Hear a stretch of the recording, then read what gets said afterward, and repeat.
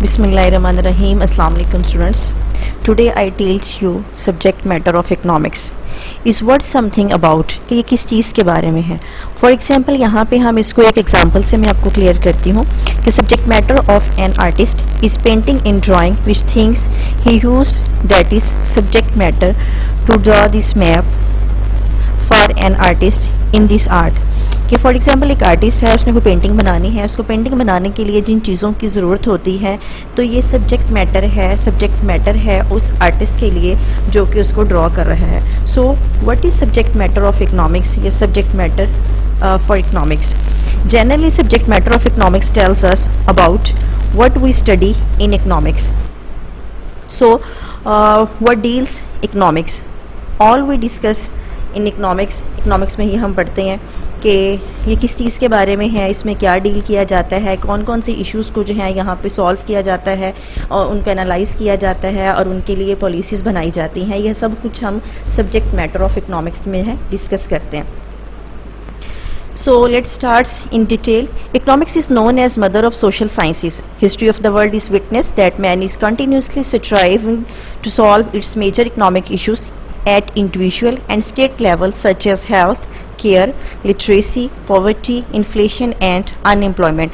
Students इसमें आपको health care, literacy, poverty, unemployment इनके बारे में आपको अवेयरनेस भी होगी, पता भी होगा, but you do not know about inflation. कि इन्फ्लेशन क्या है? इन्फ्लेशन एक ऐसी सूरत हाल है जिसमें जनरल प्राइस लेवल मार्केट में इंक्रीज़ हो जाता है और मनी की जो वैल्यू है वो लो हो जाती है और सर्कुलेशन ऑफ मनी जो है वो मार्केट में इंक्रीज़ हो जाता है, जिसकी वजह से मार्केट में इन्फ्लेशन आ जाता है.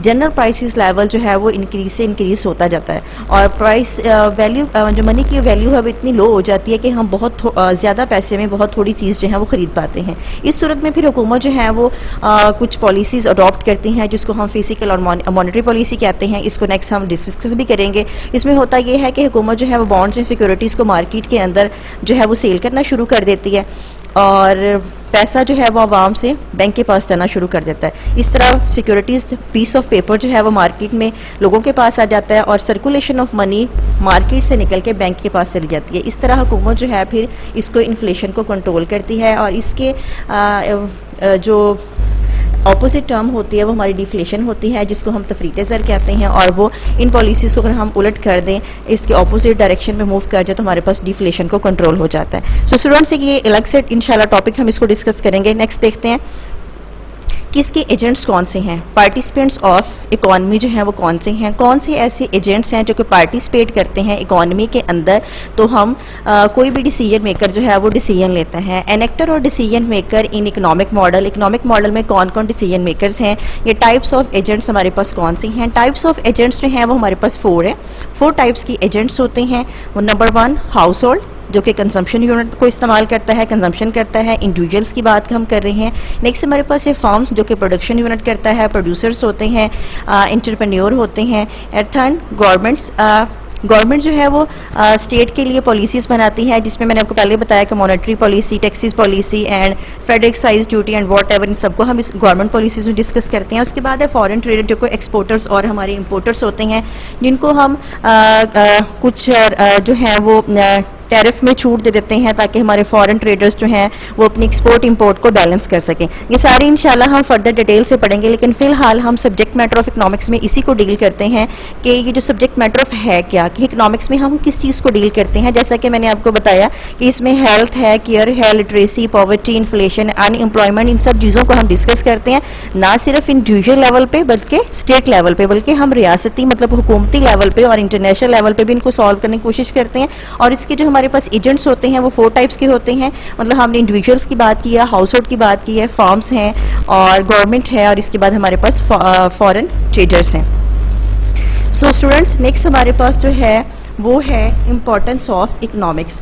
कि इकोनॉमिक्स की इम्पोर्टेंस क्या है. बहुत सारे स्टूडेंट्स इसको पढ़ते हैं लेकिन उनको ये नहीं पता होता कि अगर हम इसको पढ़ रहे हैं तो इसकी इम्पोर्टेंस है क्या. जैसे कि प्रोफेसर हमारे बहुत अच्छे इकोनॉमिस्ट प्रोफेसर पॉल ए सैमुअल्सन ने कहा है, has told economics queen of social sciences. जैसे मैंने पीछे आपको बताया पिछली स्लाइड में कि मदर ऑफ सोशल साइंसेस है, तो पॉल पी ए, जिसको पॉल ए सैमुअल्सन कहते हैं, इन्होंने कहा है कि ये सोशल साइंसेस की क्वीन है, मलका है। सो स्टूडेंट्स, इसमें हम जो है स्टडी ऑफ इकोनॉमिक्स जो है वो has a lot of importance to human beings in different aspects.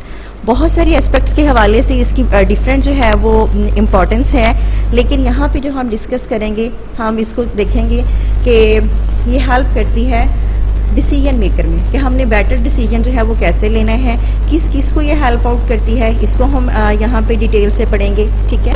और इंडिविजुअल्स हैं, प्रोड्यूसर्स हैं, जैसे मैंने आपके पीछे बताया था कि एंटरप्रेन्योर होते हैं, इसी तरह गवर्नमेंट है जो कि स्टेट लेवल पे और जो है इंडिविजुअल लेवल पे हम काम करते हैं। उसके बाद फॉरेन ट्रेडर्स हैं। So students, importance of economics ये है कि economics is the study of social behaviour guiding in the allocation of scarce resources to meet the unlimited needs and desires to the individual members of a given society.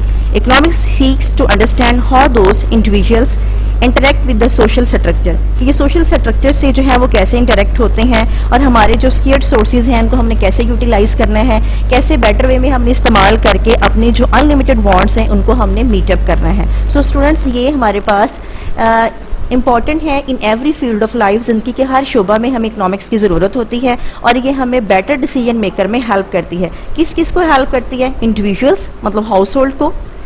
Second one, producers, government and foreign traders. इनको हम one by one जो है further in detail में पढ़ते हैं कि ये जो हमारे पास इंडिविजुअल है उसको कैसे अप्रोच करती है। इंडिविजुअल्स को ये तीन तरह से अप्रोच करती है कि ये इंटेलेक्चुअल लेवल पे उसको इंटेलेक्चुअल वैल्यू है कि उसको कैसे अक्लमंद बनाती है, कैसे उसको ज़हीन बनाती है कि उसने अपने रुपए पैसे का इस्तेमाल कैसे करना है, फिर प्रैक्टिकल पर्पस में उसको कैसे यूज़ करना है। इसी तरह फिर ये गवर्नमेंट बॉडीज़ को भी हेल्प आउट करती हैं।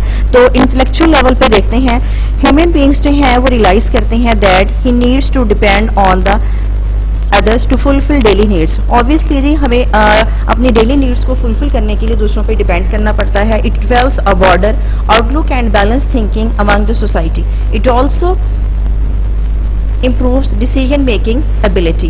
सो स्टूडेंट्स, ये हम जब मार्केट में जाते हैं तो हम किसी भी चीज़ की यूटिलिटी का पहले प्राइस से कंपैरिजन करते हैं कि आया जो चीज़ हम ख़रीद रहे हैं उसकी यूटिलिटी, उसका फ़ायदा उतना होगा जितनी उसकी प्राइस चार्ज कर रहे हैं। तो इंटेलेक्चुअल लेवल पे ये जो इंडिविजुअल कंज्यूमर हैं उसको हेल्प करती है, उसको वाइज बनाती है, उसको अक्लमंद बनाती है और उसको डिसीजन मेकर में जो है वो डिसीजन मेकिंग में हेल्प करती है। सेकेंड वन है हमारे पास प्रोड्यूसर्स।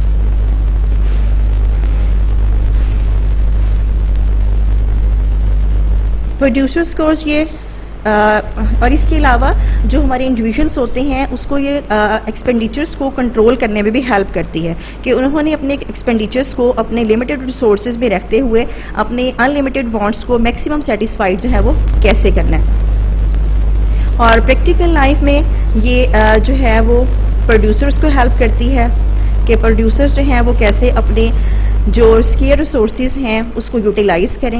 यूटिलाइज़ करने के बाद कौन सा परफेक्ट ऑप्शन है उनके पास अवेलेबल रिसोर्सेज का, ताकि उनकी जो सेटिस्फेक्शन है, यूटिलाइजेशन है वो ऑप्टिमाइज़ हो जाए और उनके रिसोर्सेज से उनका प्रॉफिट जो है वो मैक्सिमाइज़ हो जाए। आपको पता है कोई भी जो प्रोड्यूसर होता है उसके दो ही जो हैं ऑब्जेक्टिव्स होते हैं। नंबर वन, अपने एक्सपेंडिचर्स को कट ऑफ करना, अपने एक्सपेंडिचर्स को मिनिमाइज़ करना और अपने प्रॉफिट को इंक्रीज़ करना। तो स्टूडेंट्स, ऐसे जो फैक्टर ऑफ प्रोडक्शंस होते हैं, लैंड, लेबर, कैपिटल वगैरह, उनको इस तरह से कंबाइन करे ताकि उसका जो एक्सपेंडिचर है वो मिनिमम हो और उसका प्रॉफिट जो है वो मैक्सिमम हो।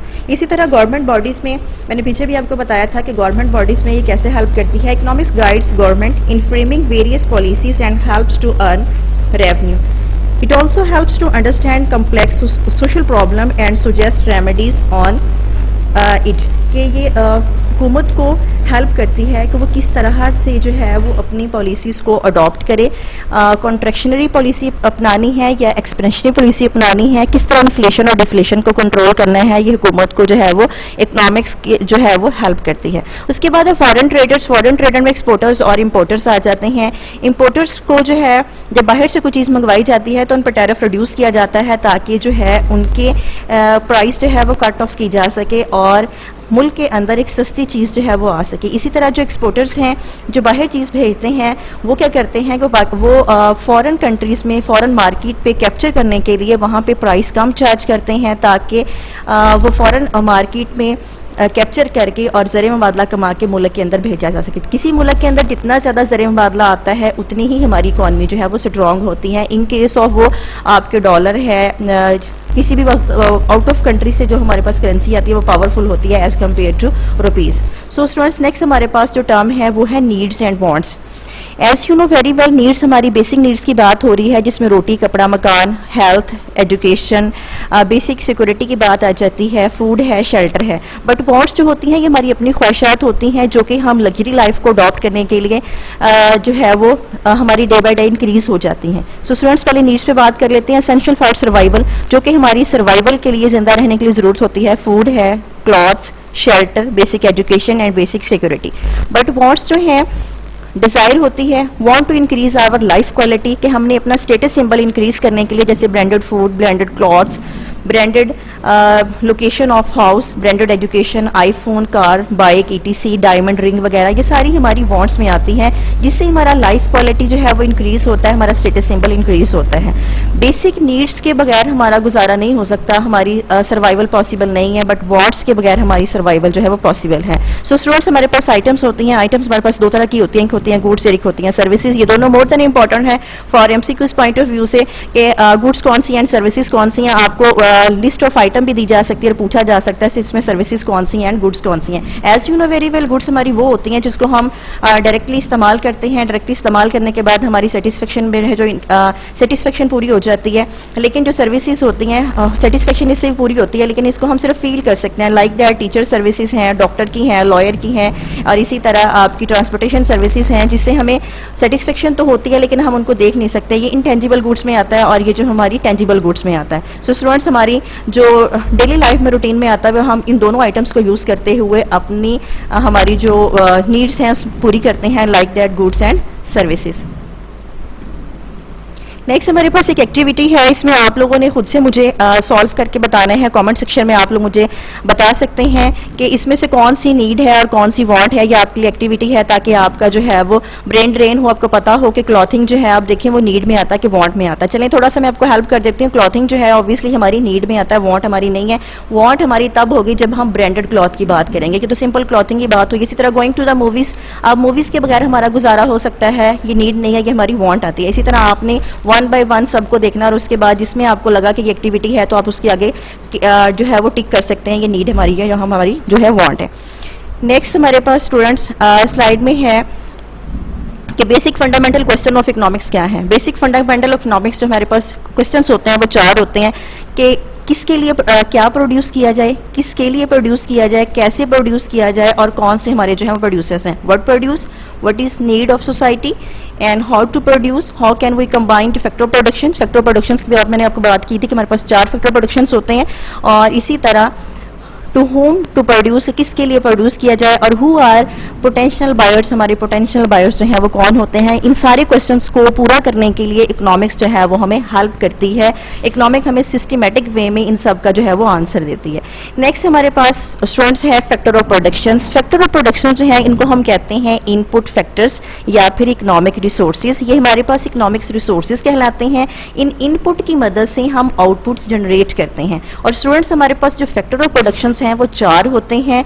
नंबर 1 हमारे पास लैंड है। लैंड हमारे पास नेचुरल रिसोर्सेज है। Outside the earth and inside the earth जो भी है वो हमारे पास लैंड में आता है। ये गॉड गिफ्टेड रिसोर्सेज है। Inside and outside the earth जो भी हमारे पास रिसोर्सेज हैं वो लैंड में आता है। ये पैसिव फैक्टर है। अब यहाँ पे 2 तरह के फैक्टर जो है वो हम डिस्कस करेंगे। एक होता है पैसिव फैक्टर, एक होता है एक्टिव फैक्टर। पैसिव फैक्टर वो होता है जो कि बजाते खुद काम नहीं कर सकता, जिसके लिए हमें किसी और फैक्टर प्रोडक्शन की जरूरत होती है। जैसे लैंड है, लैंड पे अगर एंटरप्रेन्योर काम नहीं करेगा तो लैंड खुद ब खुद अपनी जगह से ना तो हिल सकती है और ना ही कुछ जो है वो प्रोड्यूस कर सकती है। तो इसके लिए किसी ना किसी एंटरप्रेन्योर प्रोड्यूसर की जरूरत होती है। और आपको पता है कि हमारे 4 फैक्टर ऑफ प्रोडक्शन होते हैं। जो मेरा फर्स्ट लेक्चर था मैंने उसमें आपको डिस्ट्रीब्यूशन ऑफ वेल्थ के बारे में बताया था। मैं डिस्क्रिप्शन में उसका लिंक दे दिया है तो आप वहाँ से मेरा लेक्चर पढ़ सकते हैं, देख सकते हैं कि लैंड को उसका रेंट मिलता है। इसी तरह हमारे पास लेबर है। लेबर हमारे पास ह्यूमन रिसोर्सेज हैं। लेबर हमारे 2 टाइप्स टाइप्स के होते हैं, एक हमारे वो लेबर जो कि फिजिकली तौर पे काम करते हैं, एंड सेकंड वन वो जो कि मेंटल एफर्ट करते हैं, like that doctor, teachers, lawyer, etc, और फिजिकल वो जो कि ईंटें उठाने वाले होते हैं, काम करने वाले होते हैं। और आपकी इसकी क्वालिटी ये भी है कि हम लेबर को, जो हमारी मेहनत है, इसको हम स्टोर नहीं कर सकते, ये हमारा एक्टिव फैक्टर है। लेबर बजाते खुद काम करता है और लैंड के ऊपर भी लेबर ही काम करता है, और लेबर को उसका जो है वो वेजेस मिलती हैं, सैलरी मिलती है। थर्ड हमारे पास है कैपिटल या मैन मेड रिसोर्सेज। अब कैपिटल एक जो है एक एसेट होता है, एक सरमाया होता है, इसमें मशीनरी भी आ जाती है, इसमें हमारे सारे डिवाइसेस, आलात, औजार आ जाते हैं, और कैपिटल से मजीद कैपिटल फॉर्मेशन में हमें हेल्प मिलती हैं, लाइक दैट। और ये पैसिव फैक्टर है, ये एक्टिव फैक्टर नहीं है, क्योंकि मैन मेड रिसोर्सेज है और इंसान इस पर खुद काम करता है। जैसे रोड है, रोड्स बनाने के बाद उसके टैक्स चार्ज किया जाता है, इस तरह बिल्डिंग्स हैं, स्कूल्स हैं, पार्क्स हैं, ये सारे के सारे हमारे पास मैन मेड रिसोर्सेज हैं और कैपिटल में आते हैं, और कैपिटल फॉर्मेशन में जो है वो इसमें जो है वो मजीद कैपिटल में इजाफा होता है, और कैपिटल को हमें इंटरेस्ट पे करना पड़ता है। और थर्ड एंड फोर्थ वन हमारे पास है एंटरप्रेन्योर, जिसको हम प्रोड्यूसर कहते हैं। ये ह्यूमन रिसोर्सेज की बात हो रही है, और यहाँ पे ये है कि ऊपर वाले लैंड, लेबर, कैपिटल, इन तीनों जो फैक्टर ऑफ प्रोडक्शन है, इनको एंटरप्रेन्योर कंबाइन करता है और किसी भी जो चीज़ है उसको प्रोड्यूस करने में इस्तेमाल करता है। अगर एंटरप्रेन्योर ना हो, काम की बुनियाद रखने वाला ना हो, बिजनेस की बुनियाद रखने वाला ना हो, तो ये तीनों जो हैं, लैंड, लेबर, कैपिटल, ये बेकार हैं। लिहाजा entrepreneur is more than important factor of production in all factors of productions. So individual और ग्रुप के, ये इंडिविजुअल भी बंदा भी हो सकता है काम करने वाला, और ग्रुप भी हो सकता है जिसे मुश्तरका सरमाया की कंपनी भी कहा जा सकता है, which combine all these three factor. ये थ्री फैक्टर्स ऑफ उनको कंबाइन करता है, जो कोई कारोबार चलाता है और किसी प्रोसेस से फिर गुड्स या सर्विसेज को जनरेट करते हैं, जिसके बदले एंटरप्रेन्योर को प्रॉफिट मिलता है। सो स्टूडेंट्स, ये वाले जो 4 फैक्टर ऑफ प्रोडक्शन है, ये more than important in inter के एमसीक्यूज के हवाले से, सीए के एमसीक्यूज के हवाले से, और अगर पीपीएससी के हवाले से देखा जाए तो ये उसमें भी इम्पॉर्टेंट है। सो स्टूडेंट्स, इसमें ये होता है कि जो लैंड है उसको रेंट दिया जाता है, लेबर को वेजेस, कैपिटल को इंटरेस्ट पे किया जाता है, एंटरप्रेन्योर को जो है वो प्रॉफिट पे किया जाता है। सो स्टूडेंट्स, आई होप कि आप इसको अंडरस्टैंड कर चुके होंगे। If you have any question about today's lectures, you can ask me in the comment section. अल्लाह हाफिज़।